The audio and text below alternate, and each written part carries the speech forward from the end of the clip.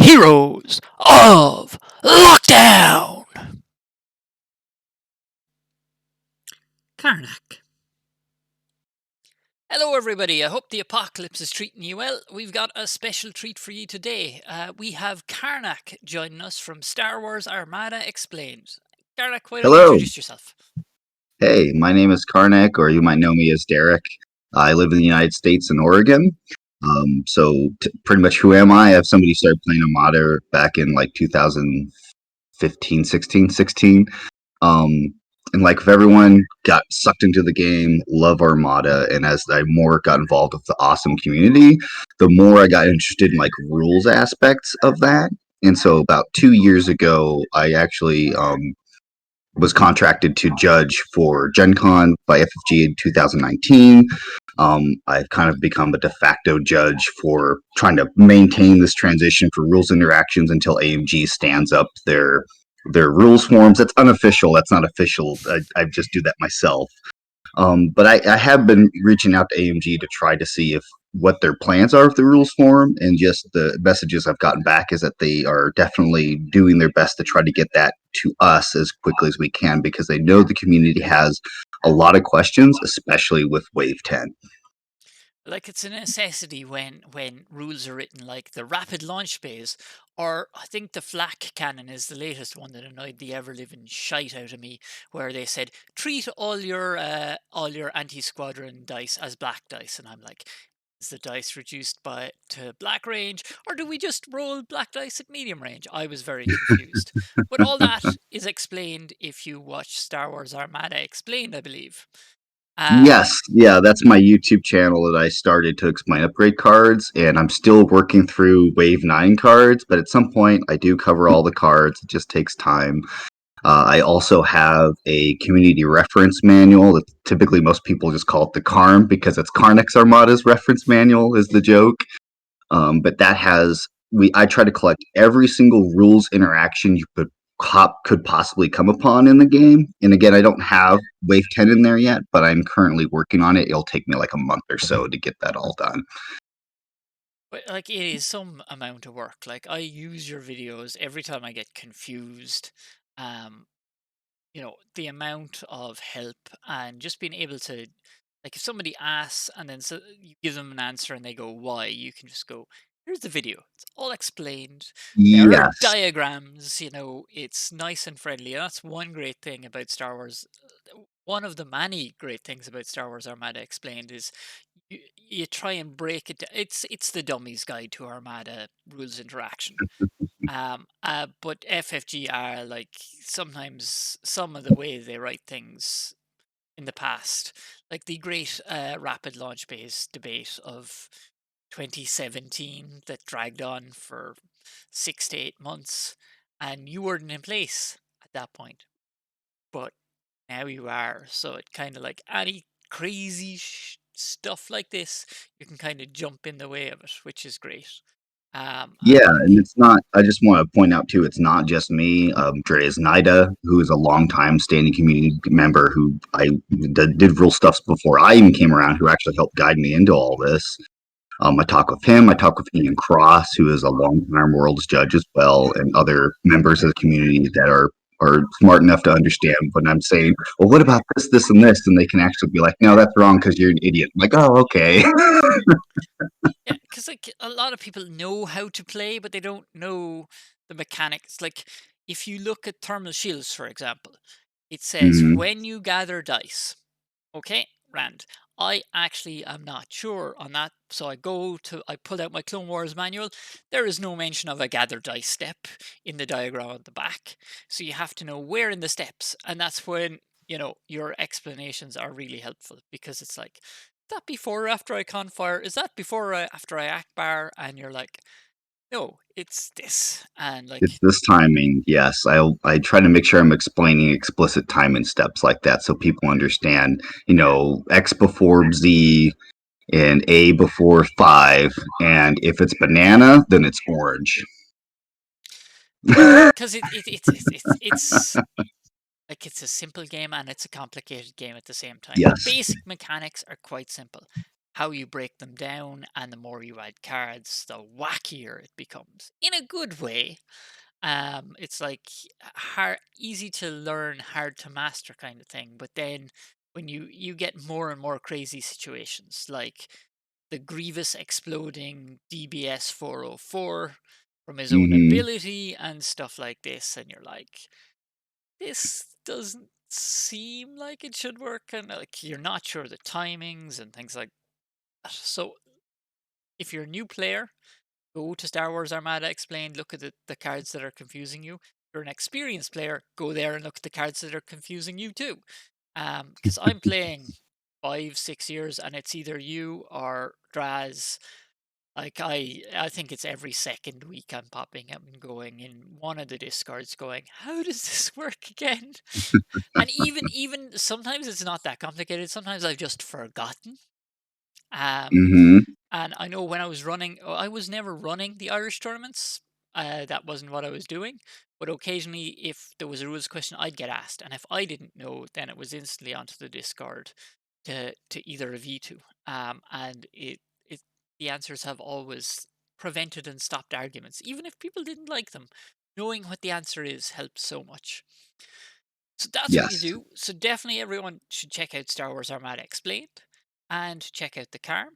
We will have links below. Now, as a player, what's your favorite faction though, out of the four? So I played Imperial for forever because that was kind of my preferred aggressive style. However, I am definitely going all in on Separatists just because of just how aggressive the faction is. And just I love the ships. I think all the ship designs for that faction is fantastic. I've tried to play Republic, and it's not for me. I can't spin 15 plates and do everything that you need to do with that faction. Like I just can I point my ship towards the enemy and watch them explode? Great, that's what I want to do. You had an Imperial officer's outfit to one or two of the tournaments. Am I correct in saying that? Yes. I have a director's Krennic outfit, and people have calling to taking me Director Karneck because Ian Cross is the Emperor, Andreas Nida is the Dark Lord. So obviously they need a sub minion who's incompetent that tries to ride their coattails to success, and that's me. I'm the director. Or if you read the Catalyst novel, Krenric is the one who does all the work of building the shagging thing, and then the other two just show up at the end and wreck it. But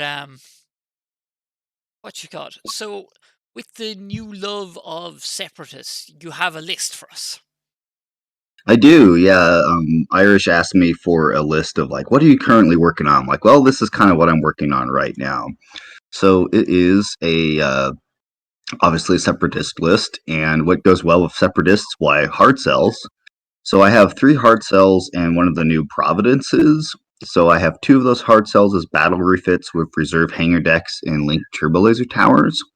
With hard cell transport acting as my flagship with Martuk, who's the commander on there, with Tykes, a new officer, and Compsnet. And my Providence class carrier has the invincible title, Watt Tambor, Flak Guns, thermal shields, early warning system, external racks, H9 turbo lasers, leading shots with intensified firepower. I have 4 squadrons, which are 3 generic vulture droids, and the Aflac Frac prototypes Tri-Fighter. I don't know how to pronunciate that name, so I just call them Aflac. Yeah, I think other people were calling them prophylactic. The squadron. Just the droid names. I'm like, I don't care about what their names are because they're so generic. Can't Mhm. spot what squadron is what. It just makes it slightly worse. I don't know. I always like I know him as the guy who does 1 damage to everyone if they activate. That's correct. If you end your activation within distance 1 of him or Yeah, engaged, distance 1. So it's not even engaged; it's just at distance 1. yeah. And then there's the Intel Ace. Then there's the 404 remove your ship no longer Hmm. found Ace, which is the extra bomber Ace. Then there's the accuracy bomber Ace, and then there's Grievous. And I'm sure there's other aces in there, but do they really matter? Um, The other Tri-Fighter Ace is just you can't. He's not ever obstructed, so it's pretty generic, just super generic Tri-Fighter. but It's an interesting list. So the first thing is the flagship. So normally you stick it on something big. You're sticking Martuk on the weediest ship you have, um, which is going to have a very predictable command dial because of Tiki's, and is just going to be handing off comms to. Is this the plan? You're going to keep him safe, or you're going to send him into the middle of the battle so when the enemy shields are gone, they've got to blow them up? So the point of Martuk, like with any great list, is where do you keep your commander safe? Do you keep it on your biggest, beefiest ship, or do you keep it on a ship that's going to run away? I like to take the approach is if you're trying to put your commander on a ship that all it's going to do is run away and not contribute to the fight, you're wasting not only that ship's points, that's not contributing and helping out. But then again, like you're not getting that extra damage from that ship either. So I like to typically use my flagships like this because hard cells are pretty beefy ships. I would say they're one of the toughest small ships in the game. He's my trailer. He's there to ensure I'm picking up kills. Or if someone is really wanting to go really hard to come kill him, he's going to ignore what he's going to ignore my Providence carrier to do that. So yeah, I use him as a trailer finisher support ship. So he's going to sit more backline, feeding into my big hitter, which is my invincible. Yeah. Before we get to the big hitter, the other two then are the battle hard cell battle class, which is the linked turbo laser turrets, and they're basically that and reserve hangar bay. They're just as cheap as you could get them. LTTs are Hmm. fantastic because of all their extra red dice, um, and reserve hangar decks because your squadron's ball is just to you know die slower. Yes. Yeah. So with the reserve, so the hard cell battles are only 62 points, so I can lose both, and if that's the only two ships I lose, I still can get. If I table my opponent, I still get a 9 point victory. So it's like that's a good trade off for me for how cheap but how powerful these ships are, especially backed by the extra die you get from Martuk on shields. Mm, So when four reds out the front or five of concentrate fire, you couldn't care less what those ships are doing because even if they get one or two or three attacks off, they've paid for themselves, yeah. annihilating. And you weren't tempted by TRCs, I take it, because I presume you want the LTTs for the flak as well. LTT for the flak in case if I am being engaged by a big squadron ball, you can't underestimate throwing a double die at like Merrick Steel at medium range or supporting because even though I'm bringing a limited squadron ball, Hmm. again I'm bringing two of my vultures back to the whole point of that ball is just tie up enemy squadrons as long as you can. So again, my ships can get into range and start hitting carriers or other big ships. Yeah. So yeah, they're like they're just red dice machines. Those two hard cells, really. Yes. Oh, and another reason is I really want to keep the evades on them, just because evade is such a useful Yeah. defense token now, especially at close ranges. Oh, it's ridiculously good. And as well as that, I suppose, yeah, it's just they like even if they survive with one extra hull because they had an evade to discard, Hmm. that means, well, they've shot. They're probably going to ram themselves to death and kill. If your opponent has two big ships, you're going to have more hull for ramming by the end of this. Right. And But and think of it too, when they're being attacked, what's the first defense token an enemy's going to want to lock? That's a large ship. Well, obviously their yeah, brace. But if you're able to discard that evade, I've taken like two black die that were hit crits, re-rolled them, and they both ended up blank. Which so that saved me as much damage as being able to brace. yep. I this morning I had Lando sit double arced black with one defense token. He re-rolled both of the hits on him and survived. And the re-roll is just okay. Sometimes it's going to do nothing for you, and you're still going to die. Hmm. But it's those times like pelters are the same as hard cells, and they're just like it's just so survival. The evade makes such a difference. And Yeah. lastly, then we have the Wat Tambor Mobile, or Kill Me If You Think You're Hard Enough. So the Invincible is giving you the extra defensive retrofit. So you've got early warning systems and thermal shields. So thermal shields is like ECM on speed. Yeah, so some people have asked me, well, why not ECM? Why thermal shields? Were they It comes. drinking at the time? So for me personally, I'm trying out thermal shield still. I don't quite know where that's how that works on my list. But my thought is like, what is the worst thing that I can come across that's going to really hurt me? Well, that's ships throwing huge dice pools like onagers, like an ISD or another Providence. Because if it's a multiple small ship fleet, ECM does nothing for me. It's a plink fleet. It's going to wear me down regardless. So what's great about thermals is like if a ship is throwing like an initial 7, 6, or 8 die pool, just being able to cut that in half right off the bat and not worry about trying to save my brace. Well, that's fantastic. Paired with early warning system, which is then going to knock off another die off their attack pool. So you can take an 8 die attack pool, reduce it to 4, then obstruction comes in. Well, now they only have 3 dice, so even if they're adding, a die from Confire or external racks, well, at most they're only going to get 6, maybe back up to 7. I don't know. It's something that I'm working with, and I think that is going to be. I think it's going to work and pair well. Well, the thing is, I think people have said, well, it's not much better than a brace. But if you're sitting in the front, for example, of an ISD2, you thermal, Hmm. let's say they've got concentrate fire. Okay, the concentrate fire, it doesn't work well against. You thermal shields. Okay, you remove all the red. Granted, their blues are all going to hit, but the upper ceiling, they Yep, can't even con-fire in a red. Or if you're in the that's front of right. a glad, those black dice disappear. It's just the Yep, reds they're rolling. And they can't even concentrate fire back in a black. Um, okay, Akbar is a great answer to this, but so, like, Akbar is like, ECM is not really going to help you that much either. that's right. Um, So the whole point is that what hurts my fleets the most are critical effects, not damage.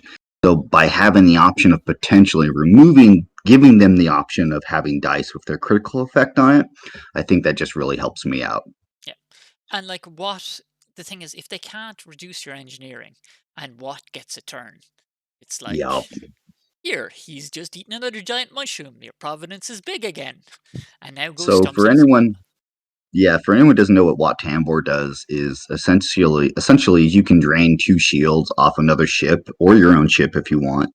And if you have a squadron, or excuse me, a repair token, repair dial, and you use Wat Tambor, you can get 10 engineering points, which is 1, 2, 3, 4 shields. Yeah, 1, 2, 3, 4. No, 5 shields. Five It's five shields, shields back. So three hull points. yeah. So it's just huge for in terms of survivability because, like, for example, let's say you knocked all the shields off the front of my Providence. Well, then I go and then I just put it all back. And now you got to start all over again working on those front shields again. And So Watt is just incredibly powerful. I think he might be a little too powerful. this is the thing, you're always going to have at least the token, because Tickles is passing from your flagship, the engineering. Hmm. Um, That's correct. and then Flak Guns. So treat each dice in your anti-squadron armament as black, and basically when you do a salvo, your blue works at long range, your black works at medium range. So I take it this is just to make the Providence even more scary to shoot at. That's right. If I'm being hit by a bunch of small ships, I need to be able to get dice back on target. And typically, you know, so why not lucid voice? Well, I don't want all my dice to be red dice. I don't have a whole lot of ways to correct for that, or I could, but it changes how I build my fleet. So for one thing, I already have double black for anti squadron enemy anyway, so that's not going to change anything. But again, it's when I'm salvoing.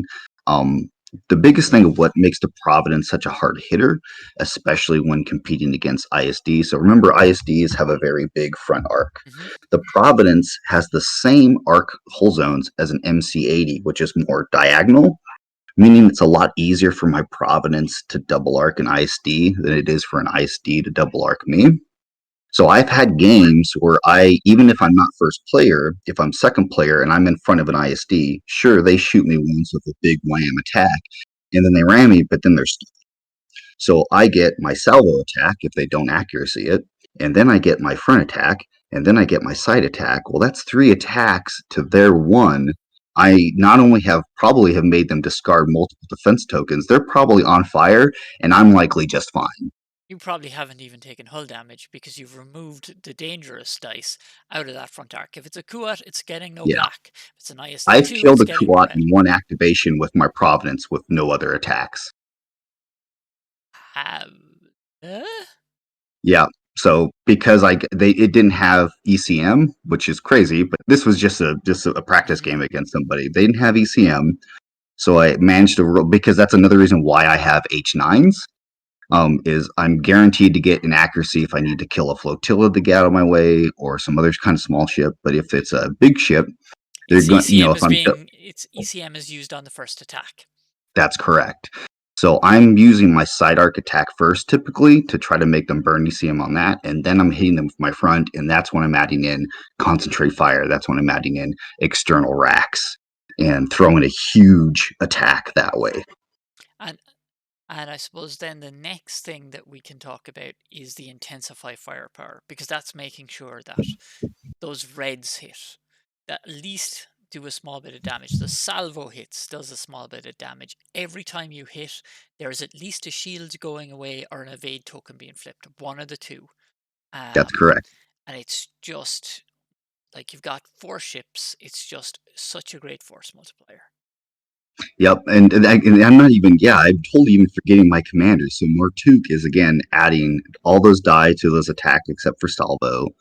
And with IF, obviously with Reds, like you said, you need the dice correction. So that's what is helping ensure that if I'm throwing more red dice, I have more correction to ensure more damage is actually getting through. Is there one of those things where can I throw 5 red dice and get all blanks?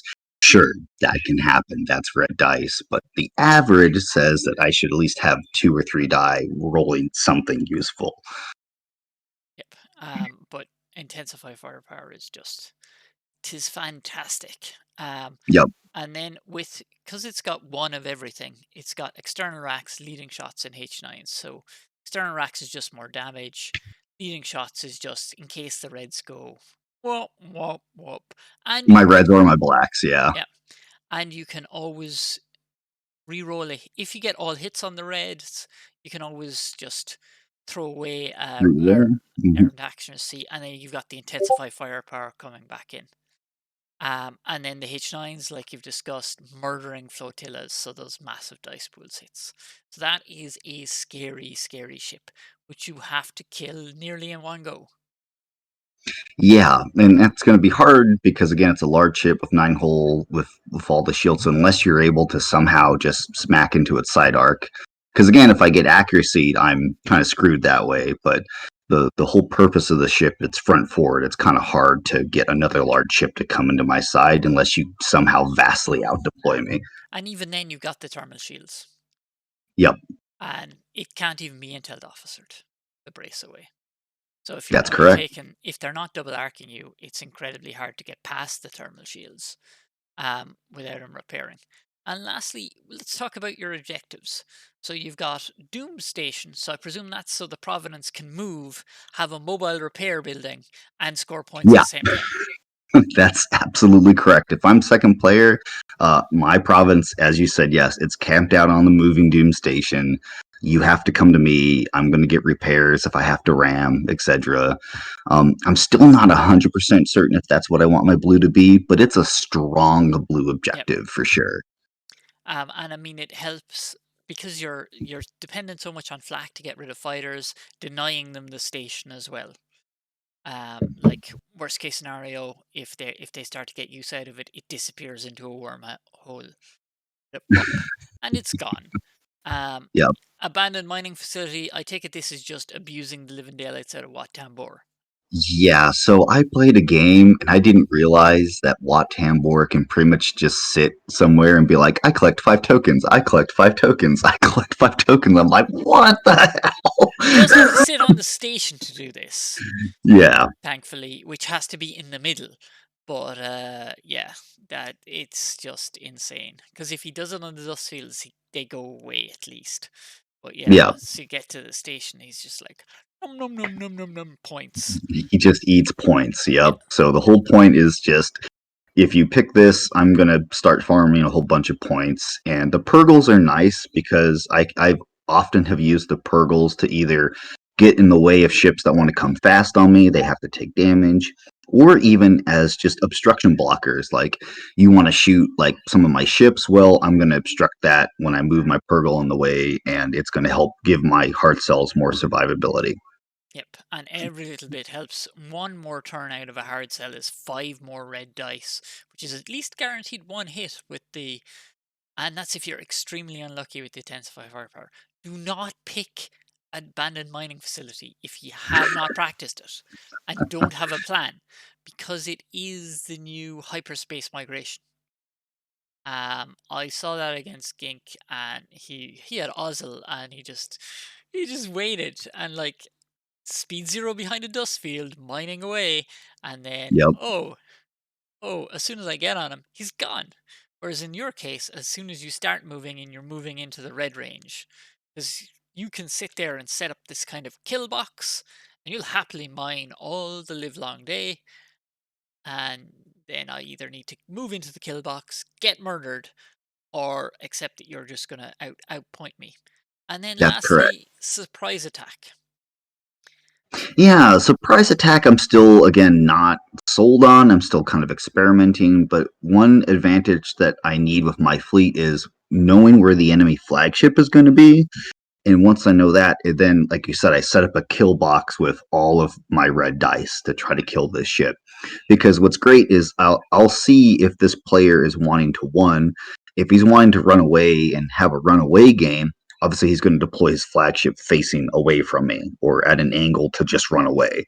But then I can still set up my fleet to still engage on my terms. It might be round 4 or 5 or 6 that happens, or they may want to come at me, face towards me, and that gives me the information I need to again establish where my fleet deployment is going to go. I don't care how first player deploys. I have my information. I know where the flagship is at. So then I deploy how I want to. Yep. And like this is the thing, your fleet has such range. Like Hmm. you don't need to get any closer. Once you have the kill box set up, you just wait, and they have very little options. And if they're a squadron fleet, then they're getting raided for squadrons the whole time, which is not making their day any easier.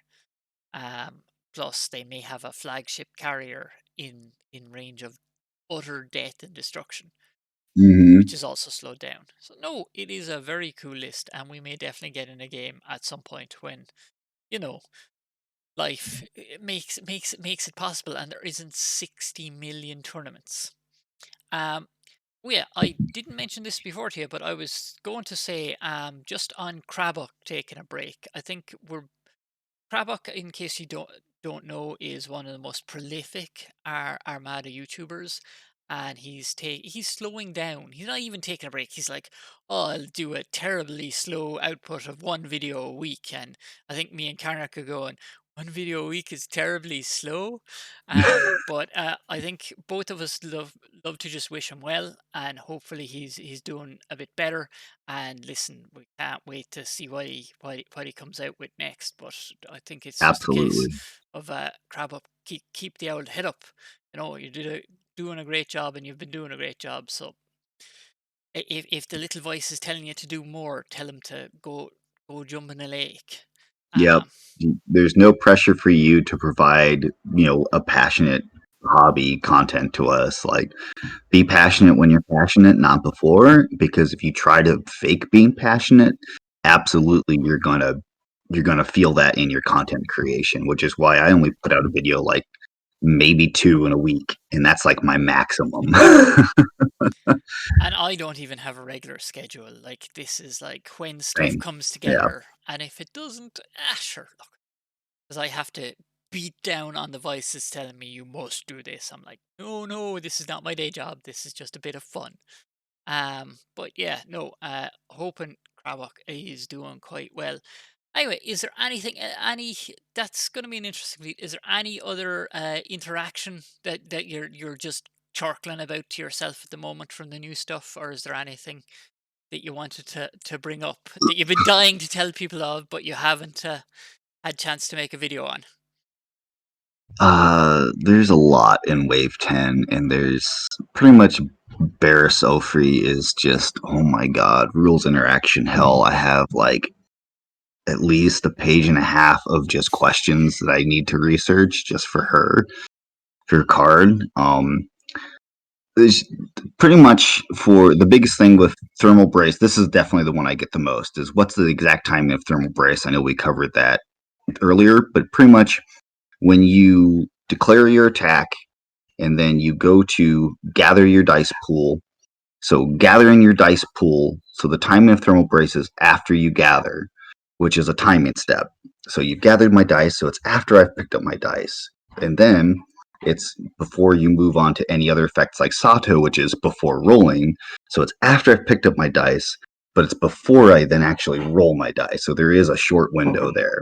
So essentially thermal brace will almost always come into effect before anything else like Sato or Concentrate Fire or any other card effects like that. And I believe Thermal Brace is the only timing right now that is after gathering, other than Heavy Fire Zone, maybe. Or is that before rolling?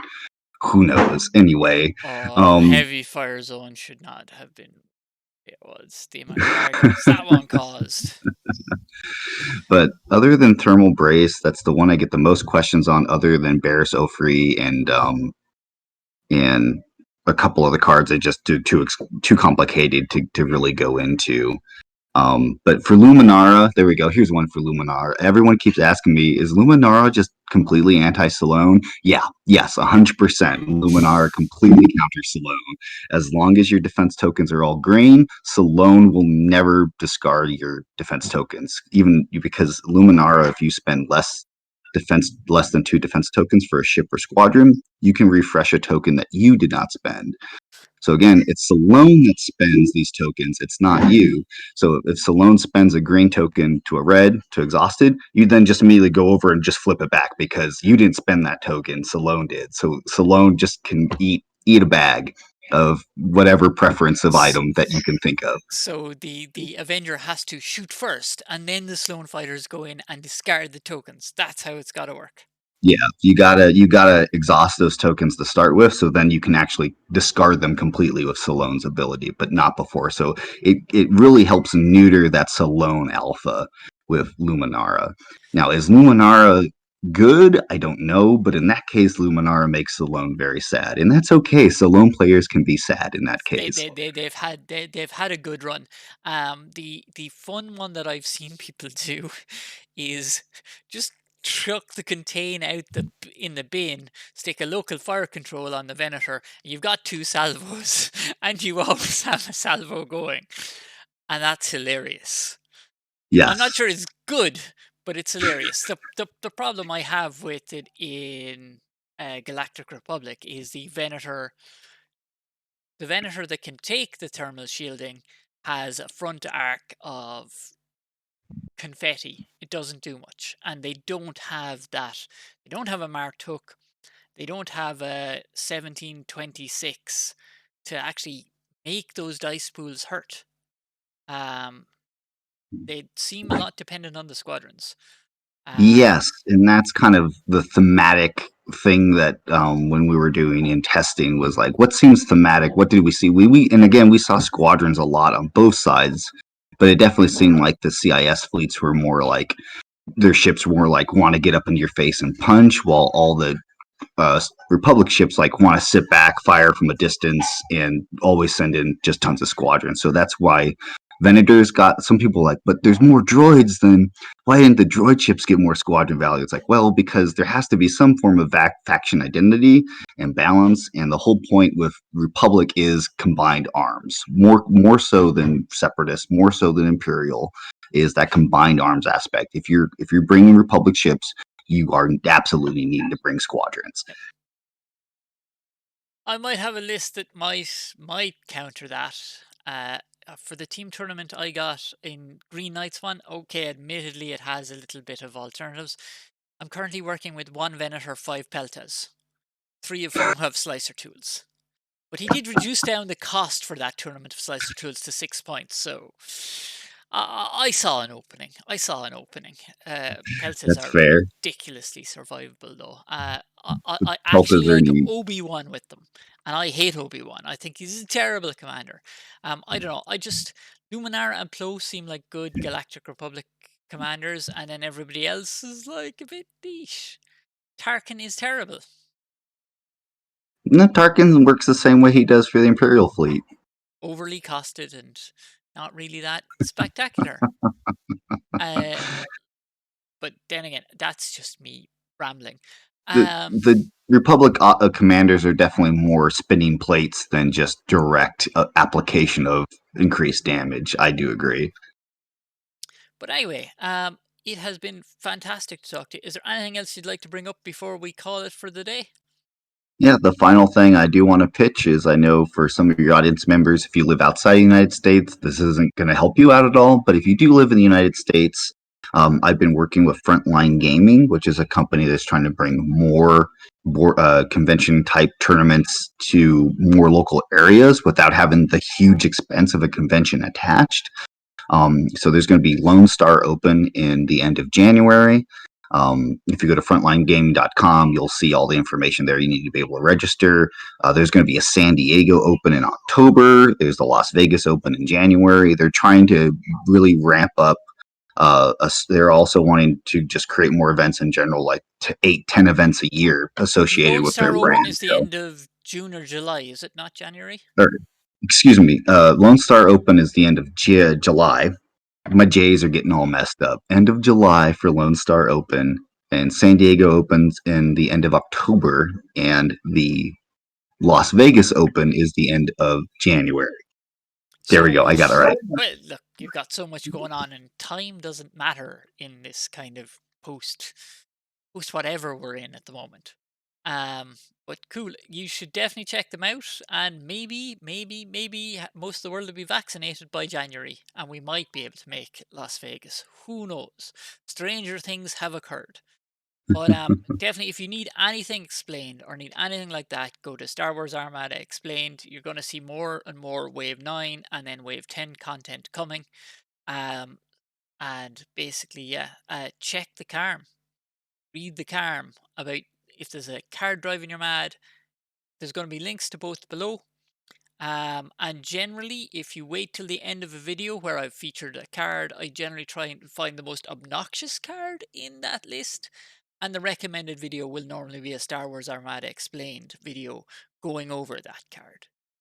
So if there's something in one of the list videos, check Star Wars Armada Explained if you're not sure what's going on there. Listen, thank you so much, Derek, for joining us. Thank you for And inviting sure, me. maybe we might do an online battle report or something in a couple of months' time. I would love that. Yes. All right. If we can make our schedules fit, because remember, it took us like a month and a half just to get this in a few times. I think I asked you about it in January. I Yeah. was like, yeah, things be crazy. But anyway, listen, have a lovely day and keep yourself safe in the apocalypse. Talk to you soon. As I went to hang up the call rather than